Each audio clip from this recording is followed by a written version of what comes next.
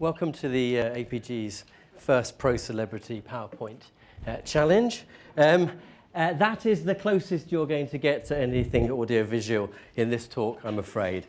Because it was the Stranglers who so insistently demanded that there were no more heroes anymore. Of course, they were talking about revolutionary icons like Leon Trotsky, Sancho Panza, and I don't know who he is either, Credo Mira. And I want to take issue with their gross generalization, because for me, there are still heroes, and I want to talk to you about three of them, three of my heroes, for the next 10 minutes. Look, I found a use for John Wilshire's silly little artifact cards. Brilliant, isn't it? And I just want to talk a little bit about them, because I kind of feel that, you know, you inspire somebody and they're inspired for a day, but you get a hero and you're inspired for life. And I think great heroes are there on your shoulder all the time, sort of reminding you what to do, what not to do, to think better, to do better, to write better. And they play a significant part of your life and have a significant influence on it. Now, I was just going to launch into them, but then I found, in a moment of delicious planning serendipity, that they were all linked by a common date. This is, of course, the beautiful Kevin Bacon, currently starring in Ad Near You, and a little shameless plug there. And it's taken from the film Footloose, that was released in, because that's the linking date. Anybody got the year that Footloose? You see the most planners here going, I wasn't even fucking born when Footloose. 1984. Get it? George Orwell. So, no prizes, but my first hero is George Orwell. 1984, of course, his... Sorry? Sean Penn. It's not Sean Penn, no. Look, he's doing that for November. Anyway, so 1984, his final and finest contribution to English literature. Absolutely extraordinary. Apparently, that and An Animal Farm, as the two books that have sold most by an English author in the English language. But it's not so much his sort of fiction stuff that I'm obsessed with. It's more the stuff he did right at the beginning of his writing career. Things like Road to Wigan Pier and Dan and Nat and Paris and London, the more factual stuff. You know, what I think he's really doing is extraordinary acts of empathy. You know, he goes right to the bottom of society and builds his way back up. And I mean, you know, if only other ex-Etonians had that level of empathy for their fellow human, we'd live in a much more pleasant country. And he's a self-taught writer, and that's what I think is lovely. When you work your way through his books from Dan and Nat in Paris and London, you can follow his journey. And if you're like me, I'm not a particularly good writer when I left school, and then I had a decade probably of you know, early PowerPoint, bullet point nightmare, and I lost my ability to write in prose whatsoever. And I was able to rebuild it just by following Orwell's lesson. So, wonderful writer, wonderful essayist. I think in lots of ways he's like the godfather of blogging because of his, you know, the subject matter. I mean, he talks, you know, he writes essays on how to make a good cup of tea, why turn-ups are a really bad idea, and stuff like that. But as well as, you know, really sort of serious shit, because of course he creates the lexicon of tyranny that we use today. Things like Room 101, Big Brother, 1984, all that sort of thing.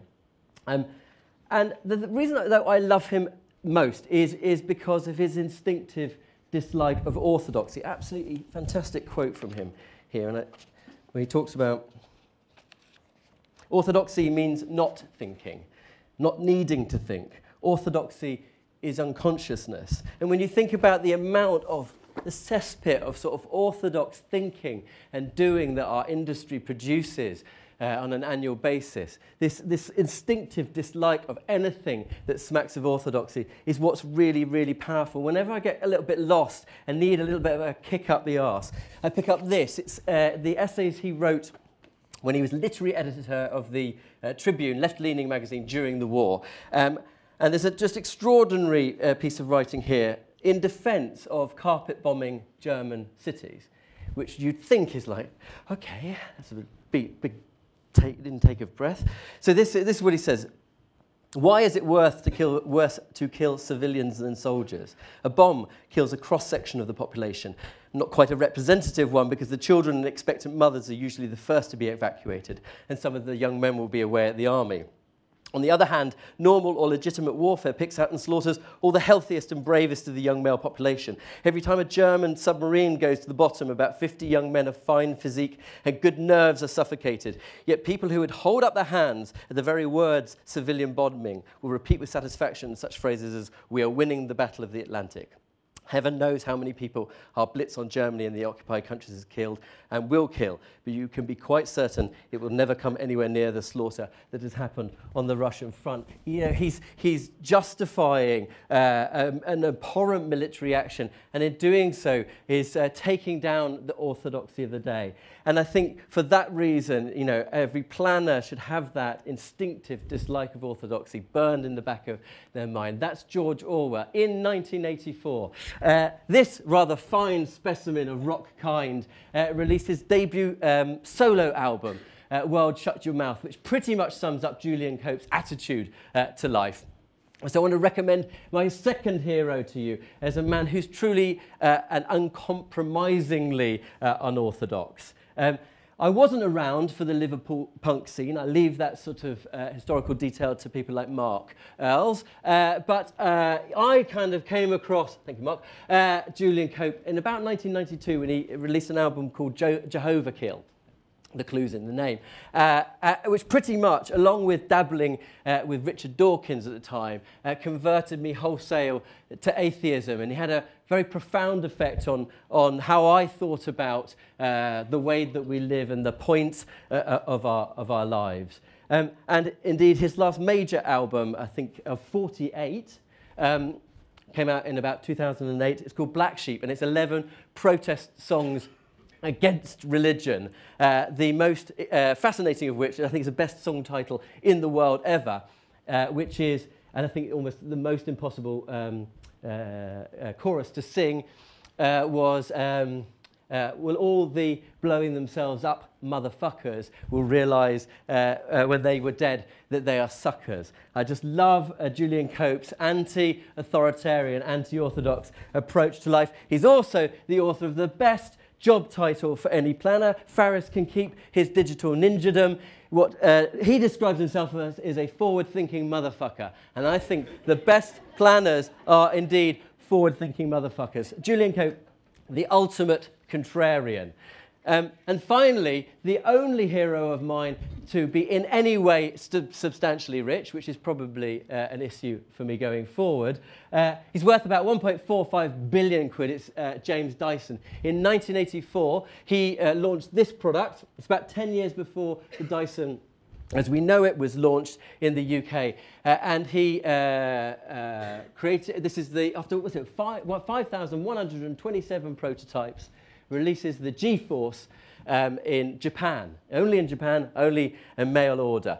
And at the time, I was studying A-level design, and I was utterly obsessed by this thing, and by him, and kind of obsessed with how simple, ordinary objects could be so unutterably beautiful, which is ironic since that's exactly the antithesis to James Dyson's design ideology, which is, of course, all about, you know, design being a fundamental endeavour and not kind of window dressing or styling. I think that's why I love him the most, is this commitment to, I suppose, what I'd regard as radical thinking. I think radicalism in its true meaning, to get to the source of the problem. And when we are at our best, we are solving problems absolutely at the root cause and acting like designers solving problems rather than people sort of tinkering with superficial solutions.